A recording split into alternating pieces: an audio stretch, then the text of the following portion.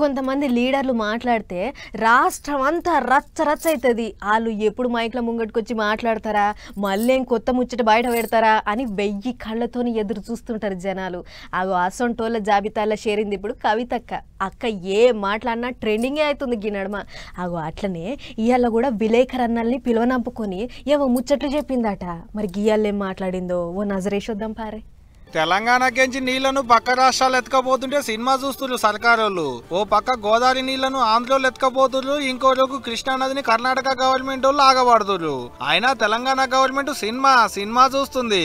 ఓ ఇవన్నీ మేమంటున్న మాటలు గిట్టనేమో అనుకొని మా మీద గరం కాకులు. విలేకరులను విలువ నప్పుకొని కుర్దు కవితక్క అన్న మాటలే ఇవన్నీ. కావాలంటే ఇనురి మీరే.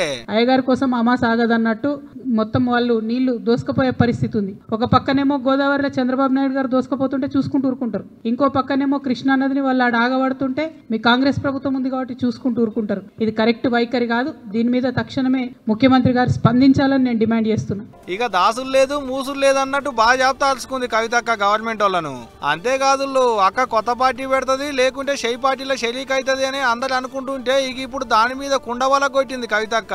షెయి పార్టీలో షరీక్ అయ్యేది లేదని బాగా జాబితా చెప్పింది అందరి ముంగట్నే.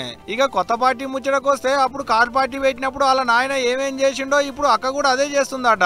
అంటే అప్పుడు కేసీఆర్ సార్ 100 మందితో మాట్లాడి మంచి షెడ్యూలన్నీ అలుచుకున్నాకనే పార్టీ పెట్టిండట.